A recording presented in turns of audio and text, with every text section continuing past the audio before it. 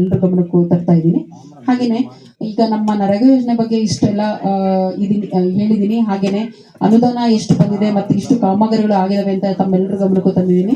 ಈಗ ಕಾಮಗಾರಿಯನ್ನ ಓದಿ ನಮ್ಮ ತಂಡದವರು ಓದಿ ಹೇಳ್ತಾರೆ. ಈ ಒಂದು ಓದಿ ಹೇಳ್ಬೇಕಾದ್ರೆ ನಿಮ್ಗೆ ಏನಾದ್ರೂ ಅನುಮಾನ ಇತ್ತು, ಕೆಲಸ ಆಗಿಲ್ಲ ಅಂತಂದ್ರೆ ಮುಕ್ತವಾಗಿ ಚರ್ಚೆ ಮಾಡ್ರಿ. ಯಾಕಂದ್ರೆ ಸರ್ಕಾರದಿಂದ ಅನುದಾನ ಬರ್ತಾ ಇದೆ ಅಂತಂದ್ರೆ ಅದು ಎಲ್ಲರ ಹಣನೂ ಆಗಿರುತ್ತೆ. ಹಾಗಾಗಿ ಅಲ್ಲಿ ನಾವು ಮುಕ್ತವಾಗಿ ಚರ್ಚೆ ಮಾಡಿದಾಗ ಅಲ್ಲಿ ಒಂದು ಪಾರದರ್ಶಕತೆ ಇರುತ್ತೆ, ಹಾಗೆ ಅಕೌಂಟಬಿಲಿಟಿ ಇರುತ್ತೆ ಅನ್ನೋ ಒಂದು ಉದ್ದೇಶದಿಂದ ಇದನ್ನ ನಾವು ಗ್ರಾಮ ಸಭೆಯಲ್ಲಿ ಓದಿ ಹೇಳ್ತಾ ಇರೋಂಥದ್ದು.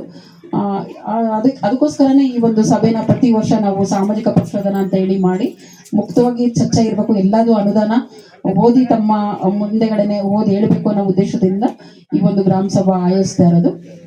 ಇದಿಷ್ಟು ತಮ್ಮೆಲ್ಲರ ಗಮನಕ್ಕೂ ತರ್ತಿದ್ದೀನಿ. ಹಾಗೆ 15ನೇ ಹಣಕಾಸು ಯೋಜನೆ ಸಹ ಕಳೆದ ವರ್ಷ ಏನು 1/4/2023 31/3/2024 ಎಷ್ಟು ಅನುದಾನ ಬಂದಿದೆ, ಅದರಲ್ಲೂ ಸಹ ಏನೆಲ್ಲ ಕಾಮಗಾರಿಗಳು ಅಂದ್ರೆ ಪೀಸ್ ವರ್ಕ್ ತಗೊಂಡು ಮಾಡಿದ್ದಾರೆ.